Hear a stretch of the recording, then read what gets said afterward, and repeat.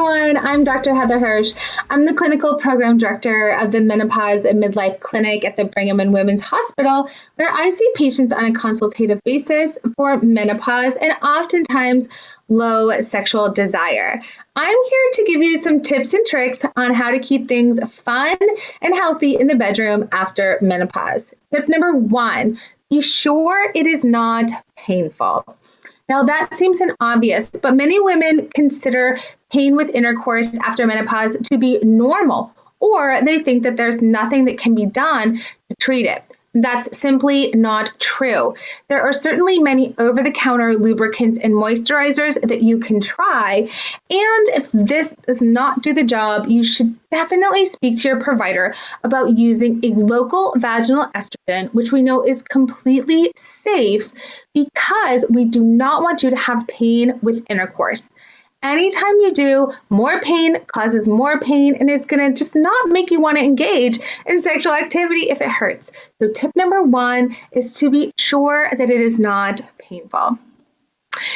Tip number 2, I want you to consider something called pelvic floor physical therapy if you think that you have a tight pelvic floor or muscle spasms in the GU and pelvic area. Now, how would you know that?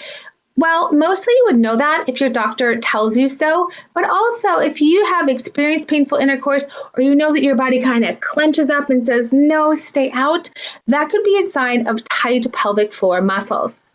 Now, interestingly, women have been taught to do Kegels from day 1, but Kegels actually reinforce the tightening of the pelvic floor, where we want you to learn how to relax the pelvic floor in pelvic floor physical therapy.